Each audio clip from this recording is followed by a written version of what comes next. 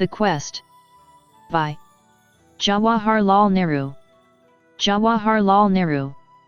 Jawaharlal Nehru, an Indian anti-colonial nationalist, secular humanist, social democrat, and author, was born on November 14, 1889 in Allahabad in British India. Grown up in an atmosphere of privilege at wealthy homes, he was educated at home by private governesses and tutors. Graduated with an honours degree in natural science in 1910 from the Trinity College, Cambridge, and studied law at Inner Temple Inn. His national involvement came at the onset of the non-cooperation movement in 1920. As a prolific writer, he has written The Discovery of India, Glimpses of World History, Autobiography, Letters from a Father to His Daughter, while he was in jail. Died of heart attack on May 27, 1964. The Quest. The Quest is the third chapter of his work The Discovery of India, written during his incarceration in 1942–1945 at Ahmednagar Fort. The book was written in 1944 but published in 1946. It provides a broad view of Indian history, philosophy, and culture, as viewed from the eyes of an Indian fighting for the independence of his country. The Quest traces the historical glory of the nation and leads to establish the right to sovereignty. Summary. The Panorama of India's Past. Nehru tries to trace the history of the nation with all its glory with his knowledge he has gathered from the books. He feels proud of the nation, at the same time he is ashamed as the nation is poverty-stricken. He questions what has given the strength in the past and how it is lost in the present. Though he approached India as an alien critic, the spirit of the nationality is there in his blood. He praises the civilization which India possessed for more than 5,000 or 6,000 years. Though India was influenced by the Persians, Greeks, Chinese, and Arabs, the cultural basis was strong enough to endure. Through the books of mighty travelers and with his own experience of visiting the places, he is able to realize the loveliness of the past ages. He states the river Indus or Sindhu, from which India is called as Hindustan, and also all famous rivers which flows made the story of India's civilization and culture. He states the monuments and ancient sculptures such as Ajanta, Ellora, and Elephant Caves which exposes the past of India. The Kumbh Mela has drawn people for untold generations to the river Ganges, which tells us about the tremendous faith. All these journeys and his own reading gave him an insight into the past history of the nation. He says the unique continuous cultural tradition of the past has gradually merged into the unhappy present. The 180 years of British rule in India is the unhappy interlude, and he hopes for a fresh new foundation. Nationalism and internationalism. The nationalism is an emotional one, and for any citizen the national freedom is the first and dominant urge. The influence of internationalism and the proletarian movements made the nationalism to fade from its subjects. Old and established traditions cannot be easily scrapped or dispensed but can be transformed to meet new ways of thought. Nehru opines that internationalism is only an extension of a narrow British nationalism. The real nationalism is extending an independent nation to a world organization. India's strength and weakness. The technique and technology made the Westerners to dominate the East. He blames that the mental alertness and technical skills of Indians are faded as they are giving place to imitation. Every nation has some sort of belief and myth of national destiny which made it to be molded with deep strength. All people and all races mix with others to change into a new variation of the old but not a complete decay. He states that the Americans, Russians, Canadians, Australians, and New Zealanders have cut off from the old world and facing life in all its newness. Russians are trying to trace their old roots, but in practical they are a new race and new civilization. China stand apart from this as it is not a new race.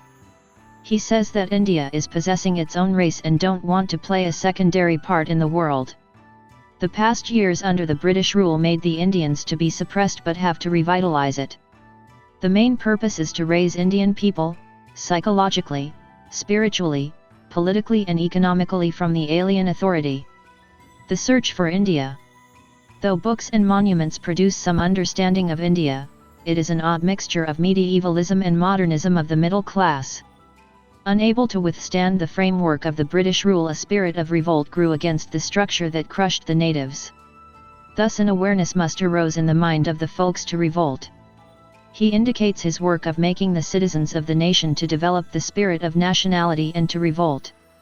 He states that in 1920s he worked in his own province and visited 48 districts expecting a change to occur in the folks. During 1936-37 he was in election campaign and was able to realize that the spirit has grown vastly. Everywhere there was tremendous impressive oneness, which was an emotional experience which overpowered him. In order to build the house of India's future, strong and secure, the deep foundation should be dug. Bharat Mata. Nehru states his campaign from north to south and east to west. All are in the same state of poverty which the foreign government imposed on the nation. He indicates the changes took place in China, Spain, and Soviet Russia and made them to think India as one. He focused on the Swaraj and the spirit of Hindustan and of Bharata. Mostly Nehru was welcomed by the natives in gatherings by stating Bharat Mata Ki Jai, victory to Mother India. He questions the reason for stating India as Mother India and received the answer as that they are fed by the nation. He induced that they are in a manner Bharat Mata and the victory of the nation is the victory of these people. The variety and unity of India. The variety of India is tremendous as it concerns the physical appearance as well as certain mental habits and traits. Though the racial traits are not same, a common strand is running through them. Nehru states the difference from Kashmir to Kanyakumari, the Pathan and Tamil, the face and figure, food and clothing etc. Changes of religion made a difference but has not changed the mental background of the peoples. He indicates the different languages and backgrounds of the people and wonders how they are together with the same national heritage and same moral and mental qualities. The unity was not something imposed from outside but was deeper and within its fold. The concept of nationalism has developed much more in spite of their internal differences. Traveling through India.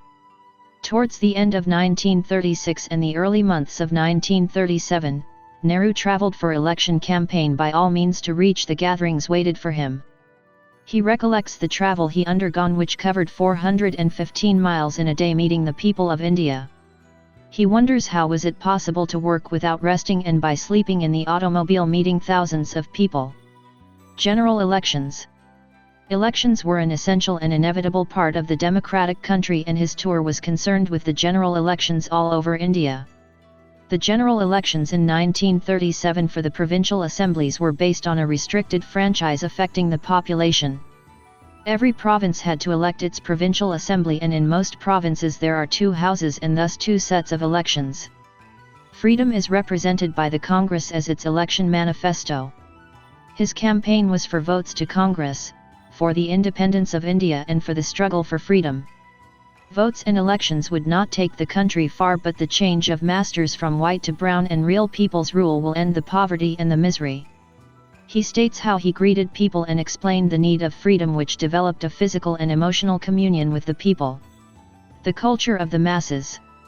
Nehru witnessed a cultural background which had exerted a powerful influence on the lives of the people.